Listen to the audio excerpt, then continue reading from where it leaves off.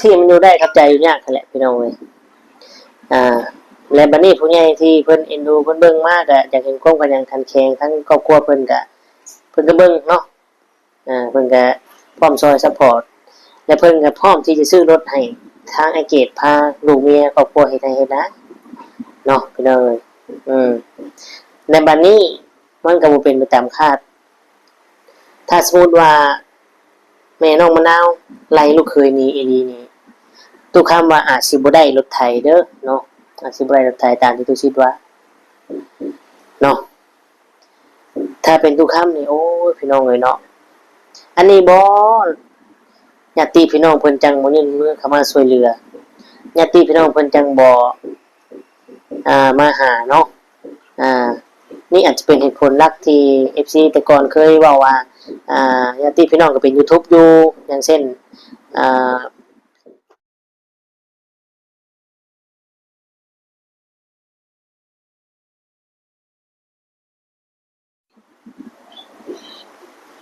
กับทักทายสบายดีและสวัสดี FC พ่อแม่พี่น้องหมู่เพื่อนเบิดทุกคนทุกท่านบ่ว่าจะอยู่ฝั่งไทยฝั่งลาวหรือต่างประเทศก็ยินดีต้อนรับเข้าสู่ช่อง YouTube ตู้คำปันสุขเด้อพี่น้องเลยเนาะเอา FC พ่อแม่พี่น้องทุกคนเนาะคลิปนี้พี่น้องเลยเนาะก็นำมาฝาก FC ของน้องมะนาวเด้อเนาะแล้วก็ FC ไอเกตมื้อนี้พี่น้องเลยเนาะหลายๆคนเนาะที่ติดตามพี่น้องเนาะแล้วก็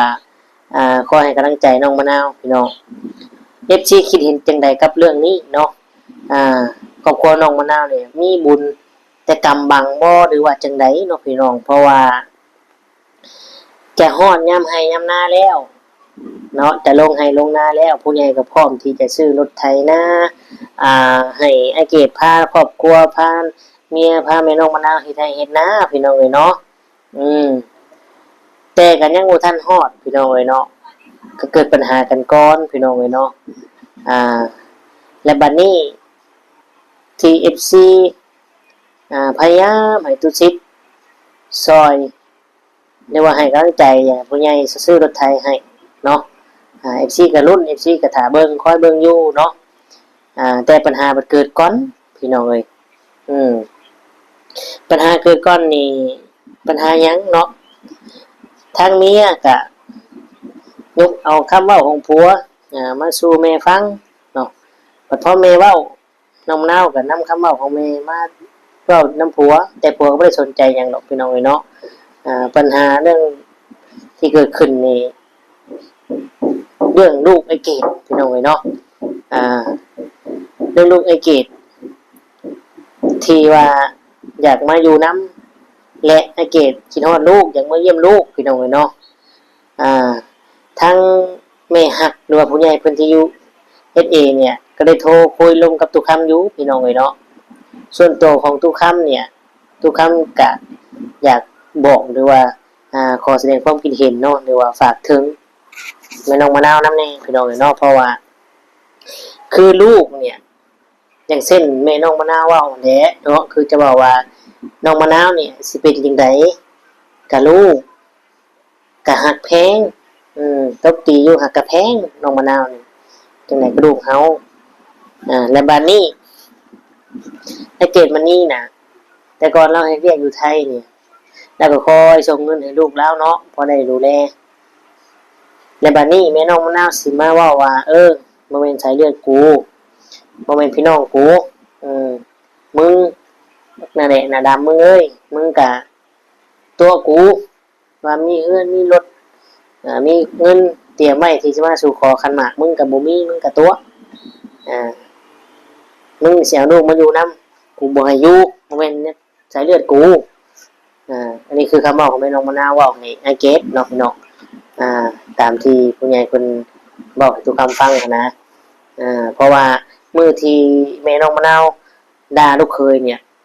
ยังคุยสายกับแม่ฮักเพิ่นอยู่เนาะอยู่ทาง SA พี่น้องเอ้ยแล้วแม่เพิ่นก็ยังบ่ทันได้วางหูเพิ่นก็ได้ยินเบิดเพิ่นก็จนตกใจว่าโอ้แม่น้องมะนาวคือโหดแท้คือเว้ากับลูกเคยแนวนี้เนาะแต่ไอ้เกดก็ทนบ่ตอบโต้เพราะหยังเพราะฮักน้องมะนาว ให้คำมั่นสัญญากับ FC ว่าฮักบ่ทิ่มบ่ปาเนาะพี่น้องเอ้ย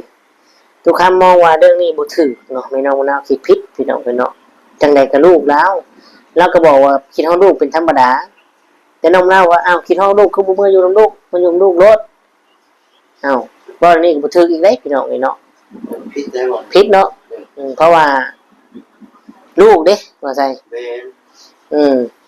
หักเขาต้องหักลูกเขาได้แม่นถ้าหักเขาแล้วสิเอาพ่อเขาสิอย่างเดียวก็บ่ได้ตัดทิ่มลูกเป็นบ่ได้บ่ได้พี่น้องเอ้ยเนาะแล้วบัดนี้คือเดี๋ยวนี้บ่ใช่แล้วนะเว้าในนี้ทางอ่าไอ้เกตมื้อนี้เนี่ยผู้ลูกเคยนะเอาขึ้นมาเยี่ยมมายามหรือว่าฮ้อนยามให้ยามหน้าได้เอามาดำหน้าซอยโลกาซอยหยังก็ได้บ่นั่นก็มันก็ดีตั่วนั่นก็ดีบัดนี้แม่น้องนาก็ว่าโอเคตอนนั้นก็ว่าโอเคแต่มาบัดนี้เพิ่นว่าบ่โอเคบัดนี้ FC สิซอยน้องมะนาวกับผัวเนี่ยให้ปุกตุกอยู่เนาะแยกออกจากกับแม่บ่ไงคือออกเฮือนแยกเป็นครอบครัวของไอ้เกดเองนั่นก็ต้องคิดแบบแม่นแต่วันนี้แม่เฒ่าบ่พอใจอีกบ่ให้อยู่อีกสิมาปลุกก็ไปปลุกที่อื่นอันนี้มันที่กูดินกูนะกูนี่อันนี้เฮาก็เข้าใจแล้วว่าเราก็ถือสิทธิ์ของเราเพราะว่าเป็นที่นาเราเด้เป็นที่ดินเราแต่เจ้าบ่คิดแน่บ่ว่าลูกเป็นหยังคือบ่ให้ลูกเป็นฝั่งเป็นฝาแม่นบ่แม่เพราะว่าจังได๋ลูกเนี่ย3คนนี่ต้องได้อยู่แล้วที่ดินที่มรดกของแม่ต้องแบ่งให้ตัวแต่ละคนเนาะพี่น้องตัวนี้นี่ก็เราเว้าก็ถือของเราว่าเป็นที่เราสิทธิ์ของเราพี่น้องเนาะแต่บัดนี้แม่เฒ่านี่รู้สึกว่าสิบ่สร้างลูกเคยคือตามที่เฮาเบิ่งคลิปเมื่อกี้พี่น้องเนี่ยทุกคำจะพา FC ไปเบิ่งชมคลิปทางตุสิทธิ์เพิ่นอัปเดตหรือว่าคุยกันกับไอเกตเนาะคือเราเว้าหั่นไม่เท่าก็ลูกเคยอยู่ร่วมกันเฮือนเดียวกันเถียงหน้ากันเถียงน้อยๆเห็นให้เห็นหน้าบ่เว้าบ่ปากนำกันมันสิอยู่ได้บ่เจ้าว่าเอาอยู่ได้แหละครับที่อยู่ได้นั่นแหละพี่น้องเอ้ยเนาะมันรุดคือครับที่มันอยู่ได้ครับใจอยู่ยากนั่นแหละพี่น้องเอ้ยและบัดนี้ผู้ใหญ่ที่เพิ่นเอ็นดูเพิ่นเบิ่งมากอะอยากเห็นความกันอย่างทันแข็งทั้งครอบครัวเพิ่นก็เบิ่งเนาะเพิ่นก็พร้อมซอยซัปพอร์ตและเพิ่นก็พร้อมที่จะซื้อรถให้ทางไอ้เกตพาลูกเมียครอบครัวเฮ็ดให้เฮ็ดนะเนาะพี่น้องเอ้ยในบัดนี้มันก็บ่เป็นไปตามคาดถ้าสมมุติว่าแม่น้องมะนาวไล่ลูกเคยหนีอีหลีนี่ทุกคำว่าอาจสิบ่ได้รถไถเด้อเนาะอาจสิบ่ได้รถไถตามที่ตุคิดว่าเนาะถ้าเป็นทุกคำนี่โอ้ยพี่น้องเอ้ยเนาะอันนี้บ่ญาติพี่น้องเพิ่นจังบ่ยื่นมือเข้ามาช่วยเหลือญาติพี่น้องเพิ่นจังบ่มาหาเนาะนี่อาจจะเป็นเหตุผลหลักที่ FC แต่ก่อนเคยเว้าว่าญาติพี่น้องก็เป็น YouTube อยู่อย่างเช่นเมียของอันยูทูบเบอร์สายบุญบ้านเฮานั่นก็เป็นเอ้ยน้องเพิ่นเนาะแต่ก่อนจริงๆเมียน้องเพิ่นหลายเด้แม่นแต่ก่อนก็ FC ว่าโอ้คือไปช่วยแน่ทั้งที่ญาติพี่น้องตัวเองคนบ้านอื่นก็ยังไปช่วยอาจสิเป็นแบบนี้บ่เพิ่นยังบ่เข้ามาช่วยเนาะพี่น้องเนาะด้วยความยิ่งยโสด้วยความโอหังหรือว่าศักดิ์ศรีนี่บ่หรือว่าจังได๋เนาะพี่น้องเนาะทุกคำก็อยากฝากถึงเด้อเนาะมันหาใส่บ่ได้แล้วที่ว่าจะมีคนยื่นมือเข้ามาช่วยเหลือเฮามันหาใส่บ่ได้แล้วถ้าเจ้าพลาดโอกาสนี้ไปน่ะเจ้าก็สิบ่มีมื้อลืมตาอ้าปากได้เนาะพี่น้องความจนมันน่ากลัวคือหยังนี่เฮาต้องรู้จักเฮาต้องยอมรับว่าเฮานี่ลำบากทุกอย่างจนคือหยังทุกคำนี่ทุกคำยอมรับทุกคำลำบากจนทุกคำก็บ่ได้มีได้หังได้รวยคือบ้านคือเมืองหมู่เนาะทุกคำยอมรับเนาะพี่น้องเอ้ยแต่ทุกคำก็สู้เนาะสู้ให้หมุนเวียนให้เงินขาดขาดกระเป๋าเพื่อมีทุนเนาะซื้อข้าวซื้อน้ำพี่น้องนี่แหละ FC ทุกคนคิดว่าจังไดเนาะเรื่องนี้ไผผิดไผถูกแม่เฒ่าเป็นผู้ใหญ่ซะแม่เพิ่งแล้วเนาะในเมื่อโยมกันว่ากันสิอยู่ได้บ่พี่น้องเอ้ยเนาะมีแต่ว่าเป็นกำลังใจให้ ไอเกตมานี่พี่น้องเลยเนาะตอนนี้คนน่าสงสารที่สุดคือไอเกตมานี่พี่น้องเลยเนาะรู้สึกว่ามีครอบครัวเลยเฮ้งนักอกนักใจบันลูกก็คิดฮอดลูกก็เป็นห่วงบันทั้งเมียก็หักแห้งคือกันบันบัดเมียบัดมาตั้งคำถามบัดพี่น้องมาตั้งคำถามสิเมื่ออยู่นำลูกสิอยู่นำข่อยคิดฮอดลูกมันอยู่นำลูกซะว่า นี่ก็คิดยากเลย แล้วก็คิดแล้วพี่น้องเอ้ยเนาะเกิดความสงสารเนาะมันพี่น้องความดีแล้วก็มีได้บ่ใส่ความดีแล้วก็มีเจ้าก็เบิ่งคลิปอยู่บ่อืม เดี๋ยวเราไปถามป้าถาม โอ้แต่อยู่ไทยแล้วก็ผางเงินเมื่อไทยตลอดซื้อโง่ซื้อควายให้เลี้ยงอีก ผมก็ซ้ำนั่นแล้ว เพราะฉะนั้นแล้วหายากคนที่สิมายอมรับครอบครัวเจ้าใดเนาะเจ้าคิดเบิ่งดีๆเด้อเฮียน้องมะนาวก็คือว่ามีโรคประจำตัวเนาะลูกเจ้าก็จะบ่โอเคก็คิดเบิ่งเด้อเนาะก็ให้คิดเบิ่งคักๆพี่น้องเอ้ยก็คือเว้าหั่นแหละเนาะเหตุผลจักอีหยังเฮาก็บ่ฮู้แต่ว่าไอ้เกมนี้ลำบากใจอุกอังแล้วอยู่ยากแล้วพี่น้องเอ้ยเนาะเอามีแต่ว่าจะพาไปชมคลิปบาดนี้เป็นจังไดก็พิจารณาเบิ่งพี่น้องเอ้ยเนาะขอขอบคุณกับคน FC หลายๆที่เขาเบิ่งมาชมกดไลค์กดแชร์ให้และกดติดตามเนาะสำหรับคลิปนี้สิเป็นจังไดไปเบิ่งมาชมกัน สิอยู่บ่ได้สิเมื่อก็อยู่ก่อนว่ากันสิเมื่อก็ไก่สิลงให้ลงหน้าแล้วสิคันว่าคิดฮอดลูกก็ อดเอาก่อน อดเอาก่อน ให้แล้วเข่าก่อน แม่น ให้แล้วเข่าก่อนเฮ็ดหน้าก่อน แม่น แสดงว่าบ่เข้าใจกันเล็กน้อยหรือว่าไหนๆกับครอบครัวตอนนี้นะ คอยมันเข้าใจมาหมู่สอนี่เห็นเพิ่นเฮ็ดจังได๋อยู่ถึงเฮือน เราเศร้าให้เศร้าด่าได้บ่ เราก็บ่ได้ถามข่อยก็บ่ได้ถามเพิ่น เฉยไปเฉยมัน ก็บ่เป็นหยัง มีเวียกจังลม มีเบียกจังว่ากันนะแต่ว่ามานี่บ่มีเบียกหยังก็เพิ่นข่อยก็บ่ได้ถามเพิ่นคิดว่าบ่มีเบียกหยังก็ข่อยสิให้ข่อยมาแล้วเพิ่นก็บ่ถามก็แม่นแหละ ต้นเหตุมันเป็นอย่างที่พี่น้องนะบริเหตุเท่าไหรปีหาขอเห็ดน้ำมูไปหาขอกินน้ำไอ้น้องบริเหตุนาผัวเนาะบาเกตเนาะหรือว่าลูกเคยฉันก็ยังผากมาให้เห็ดนาก็มีอยู่เด้คุณงามความดีสิโบสเอากันบ่สิพิษสิเทียงบ่พี่น้องทุกคนคิดว่าตุชิดนี่ว่าพิษถือให้ทุกคนพิจารณาเอาเนาะบ่พี่น้องอันนี้ผู้ใดอันนี้น้องน้ำคิงเนาะมายังไงจะมายัง มาล้างถ้วยค่ะ ล้างถ้วยใส่เวียกเพิ่นมาอยู่นี่บัดนี้เอา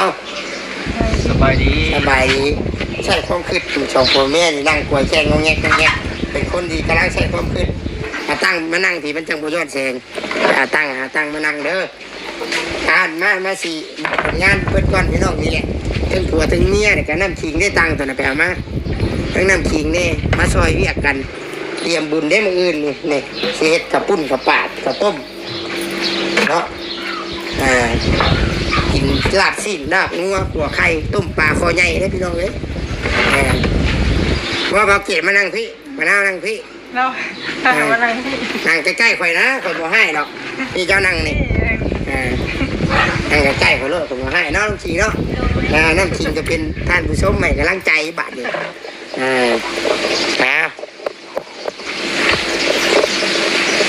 หากข่อยเปิดคลิปที่นี่นะเพิ่นคือสิได้ยินบ่หากข่อยเปิดคลิปที่นี่นะเพิ่นคือสิได้ยินบ่แดกข่อยว่าหยังก่อนอื่นข่อยสิน้ำก่อนเพราะแห้งกินกับคนจีนดีกว่ากินไปได้กินกับคนจีน ถ้วย เช็ดถ้วยนางจีนกินไปเช่นนางจีน เขาไม่ได้เบิ่งอย่าง นะ ไม่ได้เบิ่งอย่างจีนว่ะเรียบต้มสิ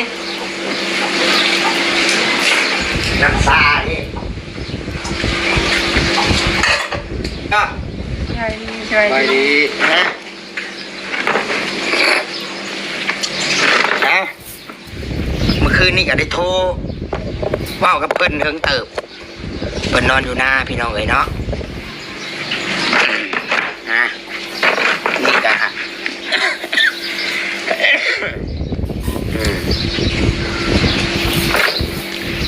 ได้ยินเบิดบ่เว้าอย่างกินนี่ ได้ยิน หลักพังอยู่ดิ ได้ยินหลับฟังอยู่ อ่า เป็นกล้วยขาเฮ้ยมะนาวเวลาเว้าไปที่ผัดอุกใจได้เวลาเขาเว้าที่ผัดบ่ได้ผัดนอนล้มกันอยู่บ่คืนนี่ให้โทรไปลิ้นน้ำเข้าใจอยู่บ่ชื่ออยู่บ่ ชื่ออยู่ ฮะตั้งมุกตั้งใจอยู่บ่บาดกับแม่ดิเป็นอะไรเรื่องกับแม่อ้าวเว้าอยู่พังมึงรู้บาดนี่ ก็แม่แล้วก็มาเช้านี้แล้วก็บ่ได้ปกติอยู่ ถอดหมวกออกก่อนลืมบอกถอดหมวกออกให้พี่ประเดี๋ยวหาคนที่ไว้ให้มักใส่หมวกเนาะได้ก่อยชื่อให้เด้อมันเก่าเลยพี่น้องนะมีแต่ทาน เข้าป่าไม้ เขา รู้ เรามักทางเด้มักทางมันก็กันอย่างนี้กับแม่นี่บ่รักทานนี่คนเฮ็ดเวียกดูพี่น้องเนาะไปหาเอิ้นเอาอยู่ป้าพุ่นไปถ่ายคลิปอยู่ป้าพุ่นเอาเรื่องแม่ก่อนเนาะจังเบ้าเรื่องเล่าเข้าป้า เป็นอะไรผูกกอคู่กรณีเนี่ยเป็นอะไรเทียบกับขึ้นบ้านจะได้ชิยูได้บ่ชิยูบ่ด้วยสิเมื่อ ก็อยู่ก่อนว่ากันสิเมื่อก็ไก่สิลงให้ลงหน้าเดียวขั้นบาคิดหอดูก็ อดเอาก่อน อดเอาก่อน เอาให้แล้วเข่าก่อน แมน ให้แล้วเข่าก่อนเห็ดหน้าก่อน แมน แสดงว่าบ่เข้าใจกันเล็กน้อยหรือว่าไหนกับครอบครัวตอนนี้นะ คอยมันเข้าใจมาหมูสอนี่เห็นเพิ่นเก็บยังไงอยู่ตรงเกือน เราเศร้าให้เศร้าด่าได้บอก แล้วก็บ่ได้ถามข่อยก็บ่ได้ถามเพิ่น เฉยไปเฉยมัน ก็บ่เป็นหยัง มีเวียกจังลม มีเบียกยังว่ากันนะแต่ว่ามานี่บ่มีเบียกหยังก็เพิ่นข่อยก็บ่ได้ถามเพิ่นคิดว่าบ่มีเบียกหยังก็ข่อยสิให้ข่อยมาแล้วเพิ่นก็บ่ถามก็แม่นแหละ ต้นเหตุมันเป็นอย่างที่พี่น้องได้ยินจากผู้ใหญ่ที่เพิ่นกำลังข้างชายแล้วเพิ่นพิดกันมือพิดกันนะที่แรกนั้นทางบอกเกตนี้เนาะเฮาก็เข้าใจหัวอกคือข่อยนี่มีลูกนี่ต่อลูกข่อยเจ็บนี่เพลงข่อยเพลงบ่ไม่ง่ายข่อยเพลงโมนี่นี่เลยค่ะข่อยก็เชื่อว่าแม่มะนาวนี่เรากับเพลงลูกคือกันเรากับสิเพลงมะนาวคือกันบอกหรือว่าจะไดเพลงอยู่ที่เนาะลูกแต่ละคนนี่ถ้าข่อยนี่ข่อยเพลงลูกแล้วบัดนี้คือช่วงหนึ่งแล้วว่าลูกนี่อยากมาเนาะอยากมาอยู่น้ำอยากมาดินมาเที่ยวด้วยอยากมาอยู่น้ำเข้าใจแต่ปัญหาตอนนี้คือว่าเนี่ยเฮือนชานบ้านช่องมีอย่างนี้ก็ยังบ่มีเป็นของตัวเองแล้วก็เฮือนนี่มีแต่เฮือนแม่มะนาวเฮือนมูลแล้วก็เถียงนาแล้วเราก็บ่พร้อมให้เอามาแต่ทางนี้ก็เข้าใจเนาะ แม่น เข้าใจว่าเราก็ยังบ่มีเฮือนแต่เราก็บ่ได้ว่าหยังบ่มาก็บ่ว่าหยังเท่าไหร่แต่เราก็เลยเว้าเวลานั้นน่ะก็เลยจมมาคิดฮอดลูกฮอดหยังแต่บัดนี้แหละคือจมอหยังคือเว้าดูแท้แต่ทั้งนี้บัดถาม เจ้าคิดฮอดอันลูกกับเมียเจ้าคิดฮอดให้หลายกว่ากันคิดฮอดซ้ำกันทั้งนี้แหละตอบทั้งนี้ตอบฮอดซ้ำกันโอพิษบาดอยากให้การคิดฮอดลูกแหละคือบ่เมื่ออยู่น้ำลูกอยู่ยังน้ำเมียนะเรื่องของเรื่องนะแต่คอยบอกได้เลยว่าเนาะว่าพื้นให้เนาะถ้าสมมุติอันนี้คือเรื่องไม่ใช่นะโตลูกผู้ชายข่อยเนาะข่อยเป็นลูกผู้ชายนี่ข่อยมีลูกนี่ถ้าว่าข่อยได้เมียใหม่เนาะข่อยบอกเลยว่าเพื่อนี่ข่อยหักลูกข่อยกลัวเมียใหม่อีกเนาะแต่มันคนละมันต้องแยกคนละส่วนใดลูกก็ต้องไว้ต่างหากคือข่อยว่าเอาเลยส่วนเมียก็ต้องไว้ต่างหากครอบครัวใหม่ก็ต้องไว้ต่างหากมันเป็นคนละส่วนกันแต่ห้ามมากีดกันระหว่างลูกข่อยกับข่อยมันคนละส่วนสิให้เฮาเมียใหม่แต่เมียใหม่นี่สิมาบังคับบ่ให้เฮาหักลูกหักเมียเฮานี่มันเป็นไปบ่ได้ผิดแบบนั้นแสดงว่าผู้นั้นเป็นคนบ่ดีบุคคลผู้นั้นนะเนาะให้เข้าใจแบบนั้นพี่น้องเอ้ยเนาะในวันนี้หลังจากเว้ากันเลยสมมุติว่ามีเฮือนบัดนี้สมมุติว่าผู้รักผู้ใหญ่ เฮ็ดเฮือนให้อยู่ในไหนาหันคือมีแผนตะกี้อะเนาะ แม่น ให้หน้าน่ะกะคันเสียวลูกมาอยู่กะเราบ่ให้อามาคือเก่าเราว่าเพราะว่ามันเป็นดินกูเราว่าบอกสิซะเนาะอธิบายให้ฟังเด้อพี่น้องเพราะว่ามันเป็นดินกูเราว่าหน้ากูก็เป็นความเราเด้มันเป็นสิทธิ์ของเราเนาะมันก็แล้วแต่ผู้ใดแล้วแต่ FC สิคิดดินของเราแม่นเราบ่อยากให้มาอยู่อะถูกต้อง แต่ว่ามันเว้าเรื่องความดีความหักแพงกันพี่น้องเอ้ยเนาะข่อยกับบ่ว่ากันน่ะสิทธิ์ของเราบ่อยากให้มาอยู่กับแม่น โอเคพี่น้องเลยเนาะตัดภาพมากับอยู่กับตุกคำคือเก่าเป็นไงวะไซหลังจากที่จะได้เบิ่งคลิปฟังคลิปแล้วก็รู้สึกว่าบ่ถูกปานใดเนาะทางไม่เท่าเนาะ เลยน้องมะนาวว่าโหดเกิน น้ำเน่าก็เว้าก็แบบ ถูก ตั้งคำถามเนาะรู้สึกแบบถ้าผู้เขาเป็นผัวนี่โอ้ยไล่เขาทั้งอ้อมบ่หรือว่าอหย่างเนาะ ถ้าเป็นข่อยก็คิดนั่น คิดว่านี่เนาะ แต่ข่อยคิดว่าเป็นไรทั้งง้อหมดเลยผู้ใหญ่ว่ามันคือเล็กน้อยว่าหยอกกันได้ สงสารนักเกตพี่น้องในบ้านนี่เนาะตอนแรกตู้ค่ำนี่คิดว่าครอบครัวน้องมะนาวนี่ต่อไปจะโอเคได้เพราะว่ามีครอบครัวมีเสาหลักแล้วน้องเตอก็เป็นบ่าวแล้วน้องเตอก็เป็นผู้นำได้แล้วผู้ชายเนาะผู้ใหญ่จะซื้อรถให้ แต่นี่ข่อยว่าน่าสิบ่ได้ แม่นแต่แรกนะผู้ใหญ่ซื้อให้แต่โดนแล้วน้องเตอก็ขับบ่เป็นเพราะว่าเบิ่งจังซี่แหละเบิ่งครอบครัวเพิ่นจังซี่แหละและยาไปต่อกับผู้ใหญ่เพิ่นต่อให้ตลอดเนาะนี่แหละที่มาที่ไปของ FC ว่าต่อไปน้องนางให้สินักเลยย่านแบบนี้พี่น้องเนาะ ข่อยก็คิดอยู่ สมมุติว่าลูกผัวอยู่บ่ได้ป้าห่างกันเมื่อ แล้ว น้อง ก็สิคิดภาษาก็สิ แม่นยันคิด เลยแล้วบัด มีผลกระทบเนาะ อยู่แล้ว เอานั่นแหละพี่น้องก็พิจารณาเบิ่งมีแต่ให้กำลังใจทั้งอาเกตเพิ่นเนาะสำหรับคลิปนี้ก็สิได้ขอตัวจบอำลาพระจากพ่อแม่พี่น้องไปขอขอบคุณในหลาย FC ที่เข้ามาเบิ่งมาชมกดไลค์กดแชร์ให้เนาะสำหรับคลิปนี้ทุกคำก็สิได้ขอตัวอำลาพระจาก FC ไปพี่น้องเนาะ